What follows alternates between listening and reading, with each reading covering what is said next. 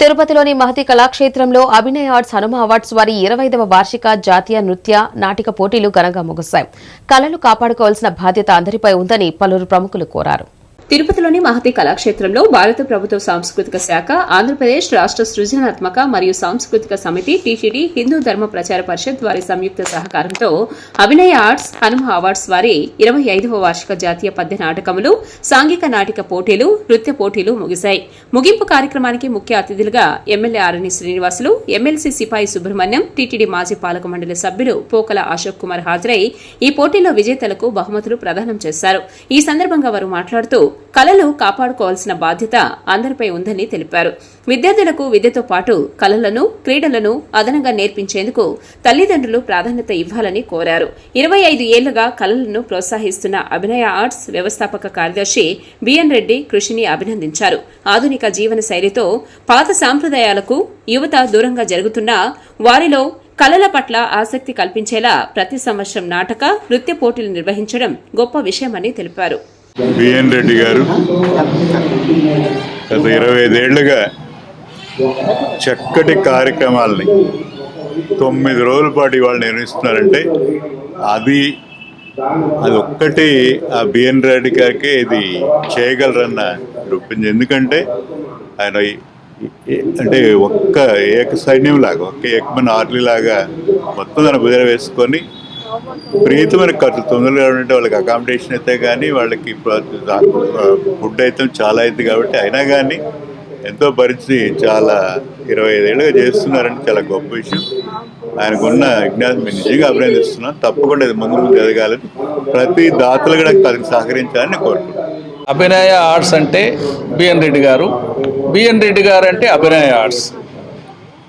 ఆయన అపారమైన అనుభవంతో 25 సంవత్సరాలుగా ఈ కార్యక్రమాలు నడుపుతూ వ్యయ ప్రయాసాలకు ఆయన ఎన్నో ఆటుపోట్లను భరించి తిరుపతిలో ప్రేక్షకులకు అందరికి కూడా మంచి కార్యక్రమాలు అందిస్తూ వాళ్ళ మన్ననలను అందుకుంటున్నారు.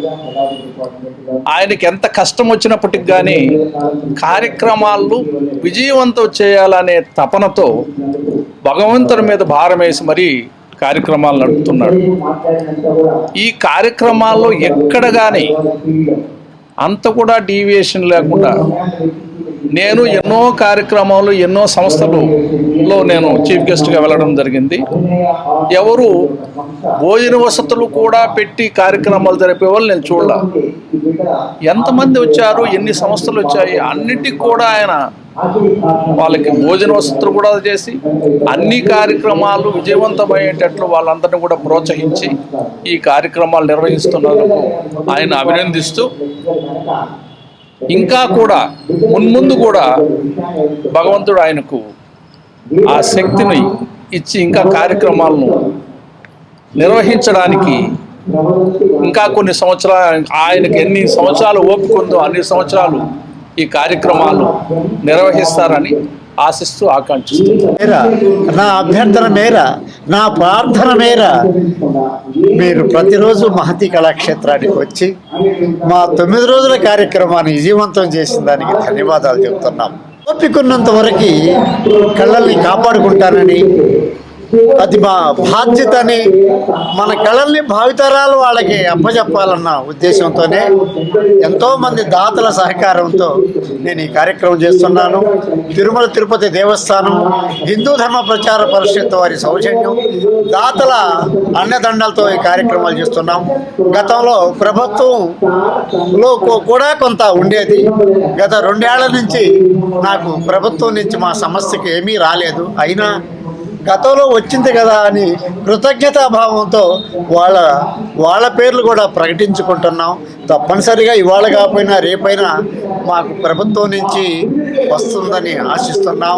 కళలు బ్రతకాల, కళాకారులు హాయిగా ఉండాలంటే కళా పోషణ ఉండాలి. కనుక తప్పనిసరిగా ఈ కార్యక్రమాలు ముందుకు తీసుకెళ్తాం. ఇక కొద్ది వ్యవధిలో ఈ 9 రోజుల్లో నాట్యాల్లో పోటీల్లో పాల్గొన్న కళాకారులకి బహుమతి ప్రదానం చేయబోతున్నాం. హనుమ అవార్డ్స్ ప్రదానం కాబోతుంది ప్రముఖుల చేతుల మీదుగా.